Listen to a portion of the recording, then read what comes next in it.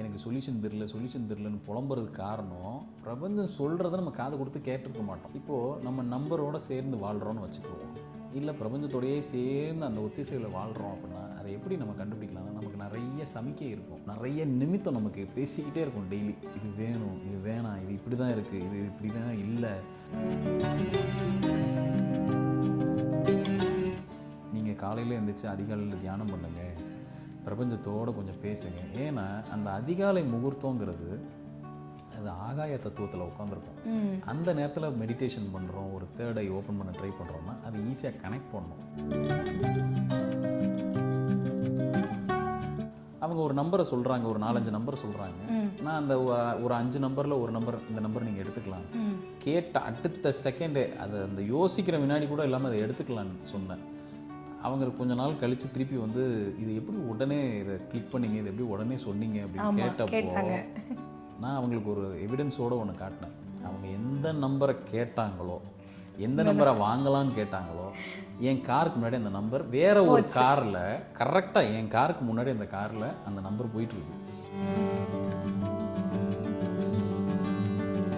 ஒரு முக்கியமான விஷயத்துக்காக எனக்கு ஃபோன் பண்ணுறாரு. அவர் வந்து இந்த டிசிஷன் எடுக்கலாமா வேண்டாமான்னு அப்ராட்லேருந்து கூப்பிடுறாரு. எனக்கு பக்கத்தில் இருக்கக்கூடிய ஒரு செய்கை என்ன நடக்குது அப்படின்னா, வேறு ஒரு நபர், நான் ஒரு பொது இடத்துல இருக்கேன், வேறு ஒரு நபர் என்ன பண்ணுறாரு, கிடச்சிருச்சு அப்படின்னு பேசிக்கிட்டே போயிட்டுருக்காரு. போகும்போது அப்படி கிடச்சிருச்சு அப்படின்ட்டு போகிறாரு. நான் கேட்ட நபர் அவர் கேள்வியை கூட நான் காதில் வாங்கலை. நீங்கள் என்ன கேட்டிங்களோ அது கிடச்சிரு சாமி, போய் வேலையை பாருங்கள் அப்படின்னா. அடுத்து ஒரு 1 ஹவரோ 2 ஹவர் கழித்து ஃபோன் பண்ணுறேன்.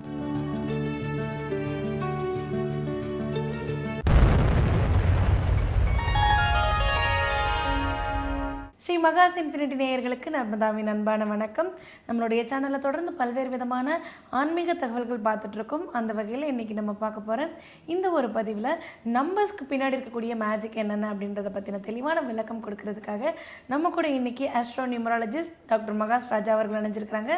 வணக்கம் சார். வணக்கம் சார். நம்ம வந்து பிரசன்ன முறைகள் பற்றி நிறைய பேசியிருக்கோம் சார், வாஸ்து பற்றி நிறைய பேசியிருக்கோம், நம்பர்ஸ் பற்றி நிறைய பேசியிருக்கோம் சார். நம்பர்ஸில் வந்து நிறைய சொல்லப்படாத விஷயங்களை உங்களுடைய பதிவுகளில் நீங்கள் சொல்லிட்டு இருக்கீங்க சார். அதில் வந்து நம்பர்ஸ் அப்படின்னு நம்ம சொன்ன உடனே நிறைய பேருக்கு இந்த 1111 இல்லை இந்த 222 333 இந்த மாதிரியான நம்பர்கள் எல்லாம் பார்த்தோம் அப்படின்னா அப்போதைக்கு ஒரு விஷயத்தை நம்ம வந்து வேண்டிக்கிட்டோம் அப்படின்னா அது நடக்கும் அப்படின்ற மாதிரி சொல்கிறாங்க. நிறைய ரீல்ஸ்லாம் கூட இன்றைக்கி வந்து பார்த்திங்க அப்படின்னா ஒரு பையனை வந்து காதலிச்சு கல்யாணம் பண்ணிக்குவாங்க, அதுக்கு கீழே வந்து 1111 நான் வந்து வேண்டிக்கிட்ட ஒரு விஷயம் நடந்திருக்கு அப்படின்ற மாதிரிலாம் போடுறத நாங்கள் பார்க்குறோம் சார். உண்மையிலே இந்த மாதிரியான ஏஞ்சல் நம்பர்ஸ்க்கு நம்ம நினைக்கக்கூடிய விஷயங்களை தரக்கூடிய ஒரு அந்த அனுகூலம் வந்து இருக்குதா, இல்லை அதுக்கு பின்னாடி ஏதாவது ஒரு எண்கள் வந்து செயல்பட்டு அதை நடத்தி கொடுக்குதா சார்? பாருங்க, பிரபஞ்சம் நமக்கு அண்டத்தில் இருக்கிறது தான் பிண்டம், பிண்டத்தில் இருக்கிறது தான் அண்டம்னு சொல்கிற மாதிரி பிரபஞ்சம் நம்மளோட சேர்ந்து வேலை செய்தா இல்லையா, இல்லை பிரபஞ்சம் சொல்கிறத நம்ம கேட்குறோமா. இப்போ பிரபஞ்சம் நமக்கு டெய்லி இன்ஸ்ட்ரக்ஷன் கொடுத்துக்கிட்டே இருக்கும். நம்ம ஒரு காலகட்டத்தில் கவனிக்கவே இல்லைன்னு வச்சுக்கோங்க, நம்மளை கழட்டி விட்டுறதுனா இன்ஃபர்மேஷன்ஸ் கொடுக்காது, தகவல் கொடுக்காது. அப்படி இருக்கிறவங்க தான் ஒரு பிரச்சனையில் மாட்டிட்டு முழிக்கிறது.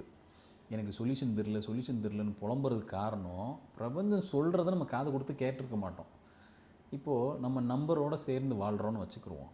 இல்லை பிரபஞ்சத்தோடையே சேர்ந்து அந்த ஒத்திசைவில் வாழ்கிறோம் அப்படின்னா அதை எப்படி நம்ம கண்டுபிடிக்கலாம்னா, நமக்கு நிறைய சமிக்கை இருக்கும், நிறைய நிமித்தம் நமக்கு பேசிக்கிட்டே இருக்கும் டெய்லி. இது வேணும், இது வேணாம், இது இப்படி தான் இருக்குது, இது இப்படி தான் இல்லை, இந்த போகிற காரியம் இப்படி தான் நடக்க போகுதுன்னு பிரபஞ்சம் சொல்லிக்கிட்டே இருக்கும். நீங்கள் அதை நல்லா லிசன் பண்ண ஆரம்பிச்சிட்டிங்க, கிரகிக்க ஆரம்பிச்சிட்டிங்க, புரிஞ்சிக்க ஆரம்பிச்சிட்டிங்கன்னா உங்களுக்கு தேவையான எண்ணற்ற அந்த விஷயத்தை பிரபஞ்சம் கொண்டு வந்து கொடுத்துரும். நீங்கள் அதுக்கப்புறம் கூகுளை தேடணும்னு அவசியமே இல்லை. நீங்கள் கேட்குற எல்லா கேள்விக்கும் பிரபஞ்சம் பதில் ரெடியாக வச்சுருக்கு கையில். அப்போ நமக்கு ஒரு பெரிய உற்ற நண்பன் யார் அப்படின்னா இந்த பிரபஞ்சம் தான். அது உள்ளே தான் நம்ம இருக்கோம். இதிலேருந்து நம்ம விலகிட்டோங்கிறத எப்படி கண்டுபிடிக்கலாம்னா, ப்ராப்ளத்துக்கு சொல்யூஷன் கண்டுபிடிக்க முடியாது. நம்மளை சுத்த விட்டுறோம், ஒரு பிரச்சனைக்குள்ளேயே சுத்த விட்டுறோம். அவங்க எல்லாருக்கும் என்னென்னா பிரபஞ்சத்தை விட்டு வெளியில் வந்திருக்காங்கன்னு அர்த்தம். இப்போது நம்ம அதை திருப்பி ஒட்ட வைக்கிறதுக்கு தான் நிறைய இன்றைக்கி சோஷியல் மீடியாவில் நீங்கள் காலையில் எழுந்திரிச்சு அதிகாலையில் தியானம் பண்ணுங்கள், பிரபஞ்சத்தோடு கொஞ்சம் பேசுங்க. ஏன்னா அந்த அதிகாலை முகூர்த்தங்கிறது அது ஆகாய தத்துவத்தில் உட்காந்துருக்கும். அந்த நேரத்தில் மெடிடேஷன் பண்ணுறோம், ஒரு தேர்ட் ஐ ஓப்பன் பண்ண ட்ரை பண்ணுறோன்னா அது ஈஸியாக கனெக்ட் பண்ணணும். இதுக்காக தான் காலையில் உட்காந்து அதை உங்கள் திட்டங்களை தீட்டுங்க, பிரபஞ்சத்தோடு பேசுங்க, மேனிஃபெஸ்ட் பண்ணுங்கள். இந்த மாதிரி நிறைய பதிவுகள் வருது, நம்மளும் அதை பார்க்குறோம். இப்போ அதில் ஒரு பகுதி தான் உங்களுக்கு இந்த ஏஞ்சல் நம்பர் உங்கள் கண்ணில் படுதா, ஒரு 1111 இருக்குது, ஒரு 2222 கண்ணில் படுது, ஒரு 333 கண்ணில் படுது, உடனே உங்களுக்கு நல்லது நடந்துடும். அந்த நேரத்தில் நீங்கள் பிரார்த்தனை எஸ், அது உண்மை தான், அதில் மாற்றுக்கிறது இல்லை. ஆனால் அதை நீங்கள் எப்படி புரிஞ்சுக்கிறீங்க, அதை நீங்கள் ரைட் ஃபார்மேட்டில் எடுத்துக்கிறீங்களான்றதையும் பிரபஞ்சம் பார்க்கும்.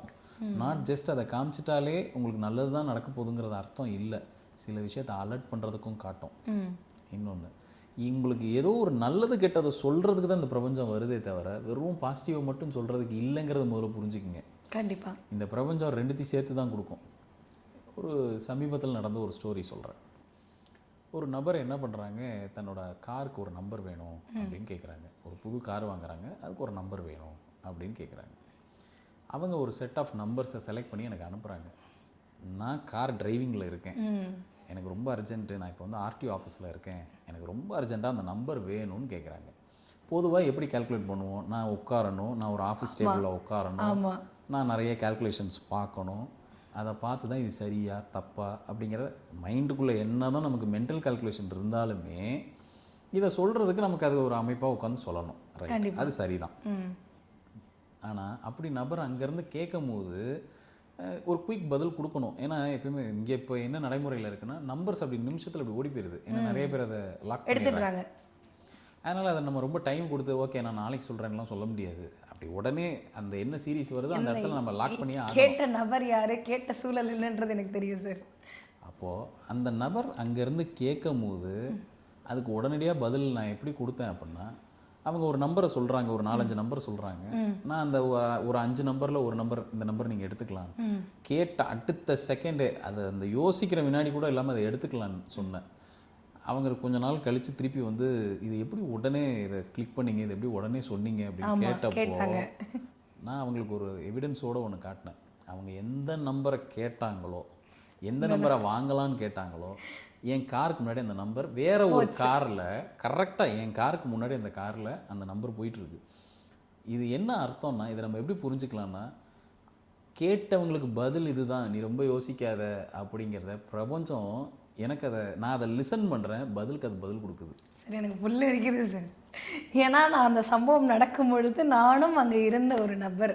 ஸோ நான் இன்றைக்கி ஷூட் வரும்போது நீங்கள் அன்றைக்கி சொல்லலை, நீங்கள் இன்றைக்கி நீங்கள் ஷூட் வரும்பொழுது நீங்கள் ஃபோன் எடுத்து காட்டுறீங்க, நீங்கள் என்ன நம்பர் கேட்டீங்க, அவங்களுக்கு நான் என்ன நம்பர் சொன்னேன், அந்த நம்பருக்கு எது போய் சேரணுங்கிறது பிரபஞ்சம் ஏற்கனவே டிசைட் பண்ணி வச்சிருச்சு.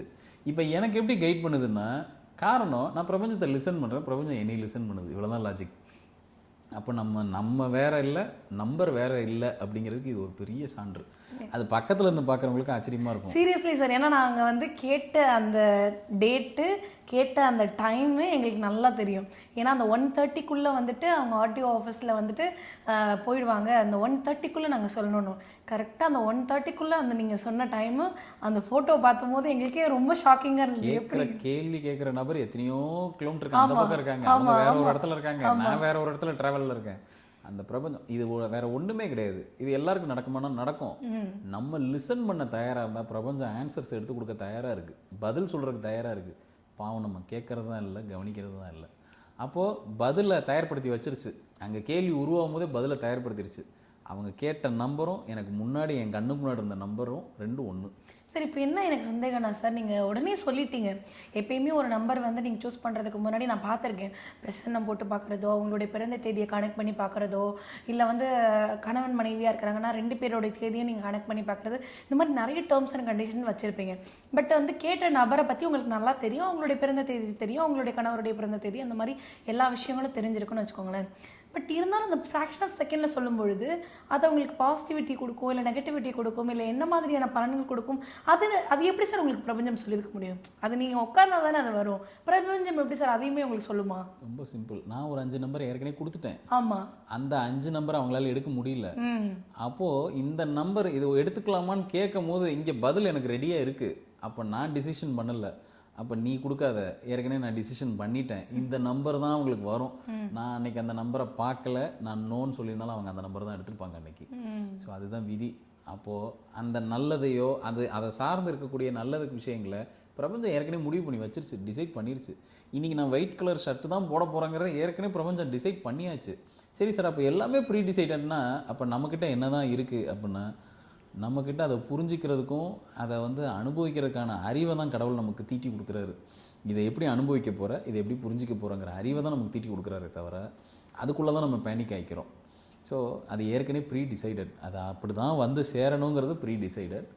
அது எனக்கு ஏற்கனவே இருந்தாலும் அந்த கால்குலேஷன், எனக்கு மென்டல் கால்குலேஷன் எனக்கு மைண்டில் ஓடிட்டு தான் இருக்கும். இருந்தாலும் அந்த நம்பர் என்னன்றதை பார்த்துட்டு தான் நான் சொன்னேன், அப்படியே பிளைண்டாக சொல்லலை. ஆனால் இதுக்கு சாட்சி என்னென்னா, எவிடன்ஸ் என்னென்னா, அப்படி கொண்டு வந்து கண்ணு முன்னாடி நிப்பாட்டிடுச்சு. இது ஒரு தடவை 2 தடவை இல்லை, எனக்கு பல வாட்டி நடந்திருக்கு. கிளைண்ட் ஃபோனில் கேட்டுட்டு இருப்பாங்க, என் காருக்கு முன்னாடியோ இல்லை என்னையை சுற்றி அந்த மாதிரி நிமித்தம் ஏதோ ஒன்று சொல்லிக்கிட்டே இருக்கும், இதுதான் நடக்க போகுதுன்னு. இது ஒரு இன்சிடெண்ட்டு. இன்னொரு இன்சிடெண்ட்டு, ஒரு நபர் ஒரு முக்கியமான விஷயத்துக்காக எனக்கு ஃபோன் பண்ணுறாரு. அவர் வந்து இந்த டிசிஷன் எடுக்கலாமா வேண்டாமான்னு அப்ராட்லேருந்து கூப்பிடுறாரு. எனக்கு பக்கத்தில் இருக்கக்கூடிய ஒரு செய்கை என்ன நடக்குது அப்படின்னா, வேற ஒரு நபர், நான் ஒரு பொது இடத்துல இருக்கேன், வேற ஒரு நபர் என்ன பண்ணுறாரு, கிடச்சிருச்சு அப்படின்னு பேசிக்கிட்டே போயிட்டுருக்காரு. போகும்போது அப்படி கிடச்சிருச்சு அப்படின்ட்டு போகிறாரு. நான் கேட்ட நபர், அவர் கேள்வியை கூட நான் காதில் வாங்கலை. நீங்கள் என்ன கேட்டிங்களோ அது கிடச்சிரு சாமி, போய் வேலையை பாருங்கள் அப்படின்னேன். அடுத்து ஒரு 1 ஹவரோ 2 ஹவர் கழித்து ஃபோன் பண்ணுறாரு, ஆமாம் சாமி நீங்கள் சொன்ன மாதிரி கிடச்சிருச்சு. அப்போ நிமித்தம் நம்மளை சுற்றி நம்மளை பேசிக்கிட்டே இருக்குது. நம்ம கவனிக்க ஆரம்பிச்சிட்டோம்னா எல்லா கேள்விக்கும் பதில் பிரபஞ்சத்துக்கிட்ட இருக்குங்கிறத உறுதியாக நம்பணும். எனக்கு பிரபஞ்சத்திட்ட இருக்குன்றதை தாண்டி உங்ககிட்ட எல்லா கேள்விக்கும் பதில் இருக்குது சார்.